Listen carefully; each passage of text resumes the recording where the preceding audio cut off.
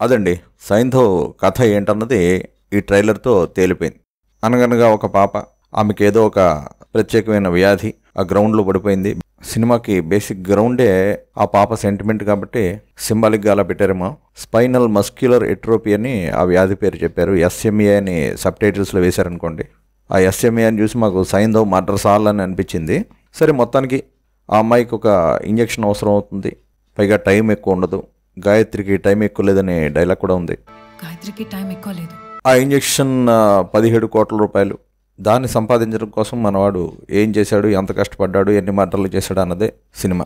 పైగా మా నాన్న సూపర్ హీరో, నానుంటే నాకు భయం వేయదు, నానుంటే ఏమీ కదని చెప్పి పాప డైలాగ్స్ ఉన్నాయి.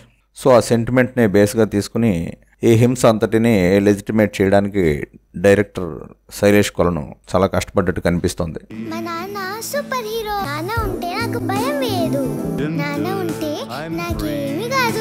భయంకరమైన హింస ఉన్న సినిమాల్లో బ్యాలెన్స్ కోసం ఒక సెంటిమెంటల్ ట్రాక్ ఈ మధ్య మామూలు అయిపోయింది. అందులోనూ ఆ క్యారెక్టర్ చిన్న అబ్బాయి కాకుండా పాప అయితే మరింత డెలికేట్ అనిపిస్తుంది కాబట్టి వర్కౌట్ అవుతుందని బాబు కాకుండా పాప పాత్రనే సెలెక్ట్ చేసుకుంటున్నారు మన డైరెక్టర్లు. అఖండ, బింబిసార ఆ టైం నుంచి మొదలైన ఈ ట్రెండ్ ఇదిగో ఇప్పుడు సైంధవ్ వరకు కూడా కంటిన్యూ అవుతూ వస్తుంది. సైకో ఈజ్ బ్యాక్ అన్నాడు మధ్యలో, ముఖేష్ ఋషి ఈజ్ బ్యాక్ అనిపించింది. ఇలాగే చాలామంది కనిపించారు. ఆర్య కూడా చాలా కాలం తర్వాత స్క్రీన్ మీద కనిపించాడు. మన బాయ్స్ ని వెపన్స్ తో రెడీగా ఉండమని. ఇక డైలాగ్స్ మాటకు వస్తే ఆ హీరో అన్ని మూసుకుని అంటాడు, ఉచ్చా అంటాడు, మధ్యలో మాకేం తప్పుడు మాట మాట్లాడతాడు, ఇక తొక్కు దినమ్మని హీరోయే అంటాడు. మొత్తం మీద పూర్తిగా డైలాగుల్లో డిగ్నిటీ అన్నది వదిలిపెట్టేశారు రైటర్లు.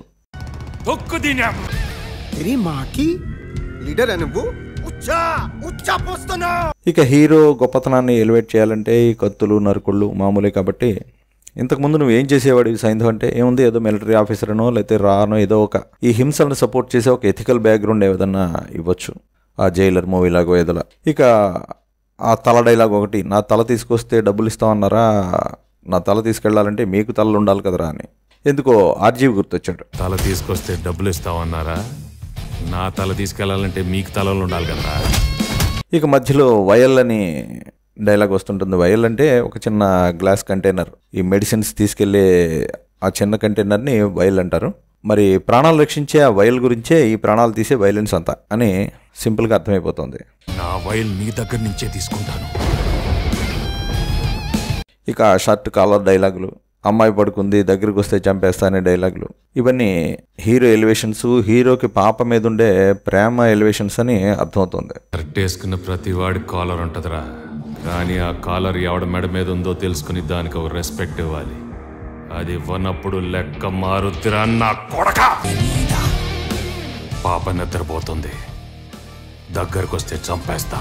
సరే, తన పాప మీద తనకి ఇంత ప్రేమ ఉంది, మరి వీడు చంపేసే వాళ్ళకు కూడా పిల్లలు ఉంటారు కదా.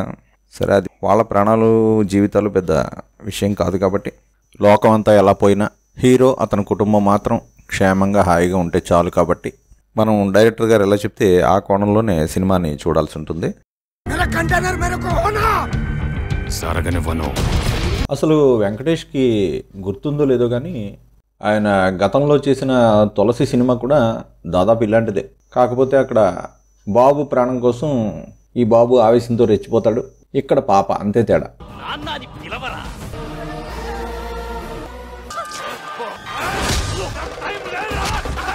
మొత్తం మీద మనసు మీద ఏమాత్రం కంట్రోల్ లేని వాళ్ళు, తోటి మనిషి మీద ఏమాత్రం గౌరవం లేని వాళ్ళు, ప్రాణం విలువ, జీవితం విలువ ఎంతమాత్రం తెలియని వాళ్ళు, ఇలాంటి బుర్ర తక్కువ గ్యాంగే మన సినిమాల్లో హీరోలు, విలన్లు అని నిరూపించాలని కొందరు డైరెక్టర్స్ నిర్ణయానికి వచ్చినట్టున్నారు.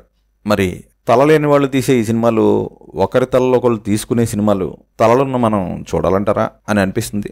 అయితే బుర్ర పెట్టి ఆలోచించాల్సిన ఒక పాయింట్ ఏంటంటే, ఒక ఇంజెక్షన్ 17 కోట్లు అని చెప్పి, అయ్యో పాపం ఈ పాప బతుకుతుందో లేదో 17 కోట్లు లేకపోతే అని చెప్పి ఒక 1000 మందిని చంపేసి ఆ 17 కోట్లు సంపాదించి ఆ పాపను రక్షించడం గొప్ప విషయమే. పాప సెంటిమెంట్ వాడుకుని సినిమాలో హింసని లెజిటిమేట్గా చూపించడం డైరెక్టర్ తెలివే. కానీ రేపు ఇలాంటి సినిమాలు ఎలాగైనా మాస్ హిట్స్ అవుతుంటాయి ఇలాంటివి.